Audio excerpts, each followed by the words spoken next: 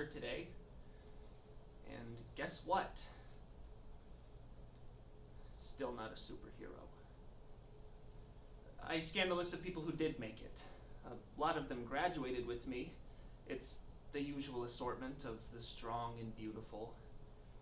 About half are fireball shooters, a few ice makers, half a dozen telepath empaths, a couple of brutes, a shapeshifter, and a few big brains. One thing that they all have in common is that every single one of them can fly. I can't fly. I can't do much. But on the other hand, it's not like I'm asking for a lot. I just want a suit and a cape, steady work, a paycheck that covers groceries, and decent health insurance. But I'll have to wait another year. At least I still have my good guy card. For now.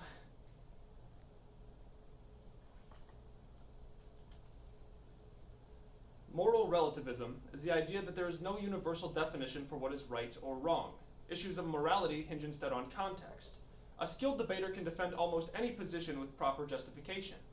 But while we may be able to convince others our actions are for the best, the most difficult argument to win isn't with them. It's with ourselves. Third Class Superhero by Charles Yu. Part of the problem is my name. Moisture Man doesn't necessarily strike fear into the hearts of the wicked. My power, if you can call it that, and I don't think you can, is that I am able to take about 2 gallons of water from the moisture in the air and shoot it into a stream or a gentle mist. Yeah. Evenings I get home, open the junk mail, and drink a warm beer. My refrigerator's unplugged, and will probably stay that way forever.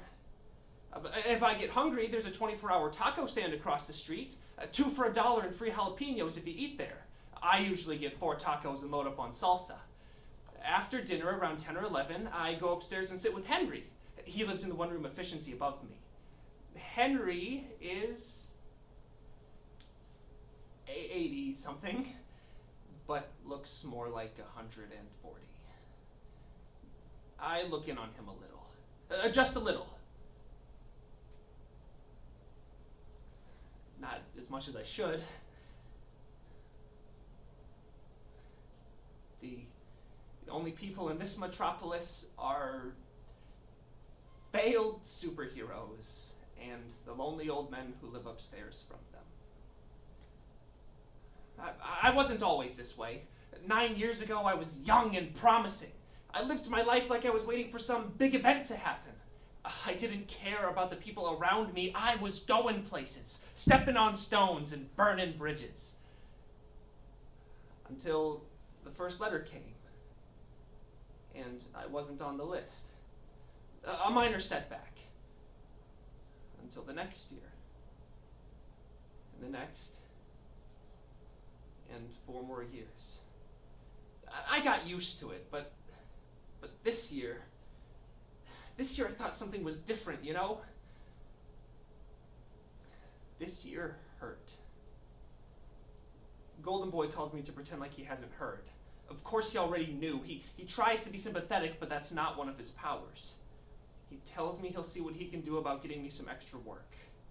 I want to hang up, but I can't afford to. I need his help. The turbo car picks me up in front of a law firm. Golden Boy is driving, and Red Fury is sitting shotgun. Zero C is in the back seat reading the battle plan. He's an ice shooter. Golden Boy tells me we're going to fight the tricky trio. It's 4-on-3, our advantage. He said that to make me feel better, but I get the implication. It's going to be a walk in the park. It doesn't matter that I'm basically useless. We pull up and the bad guys have already done the deed. They've got the computer and they're loading it into their helicopter, which is powered up and ready to take off. I take a deep breath and get ready to fight. But before I know it, Golden Boy and Red Fury are already out there kicking ass. Zero C looks at me. Why don't you just stay in the car? I wonder that myself. On the way home, I don't want them to see where I live, so I tell them to just drop me off at the bar. As I sit down, in walks Johnny Blade.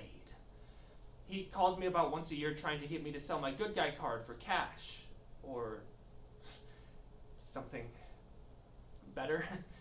He slides up next to me.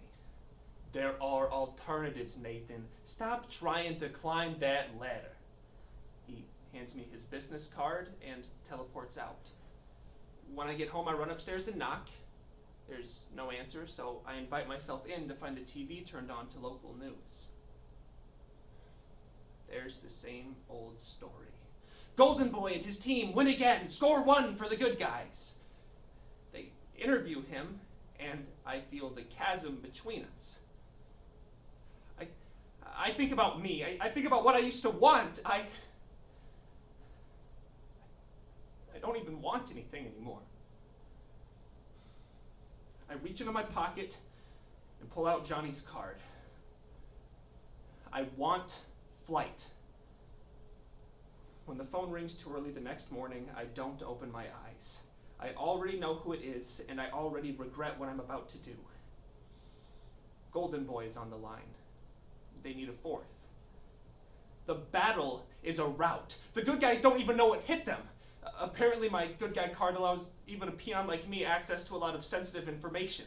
The bad guys, they hacked the server, got access to the battle plan, the hero weakness files, everything. I guess the good guys operate on trust. They trusted me. A couple of weeks later, I'm waiting in front of a 7-Eleven for Johnny Blade. Then he falls out of the sky and almost lands on top of me. I can't even look him in the eyes. He hands me a sandwich. I eat it in a few bites, and all of a sudden, I know I can fly. One moment I had no idea how I ever could, and the next, I wonder how anyone could not know. I fly low the whole way home, a few inches off the ground. From the corner of our street, I can see up into Henry's room. I was the bad guy in this story. And I know it, but I wish I wasn't the bad guy. Do I get points for that? I'm not a superhero. I'm a good person wrapped in a mediocre soul. I have a small heart, a dark heart.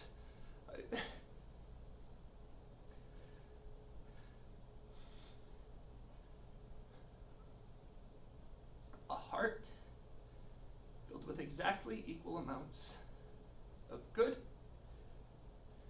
and evil. One that is weak will only take me so far. But for now, it propels me higher.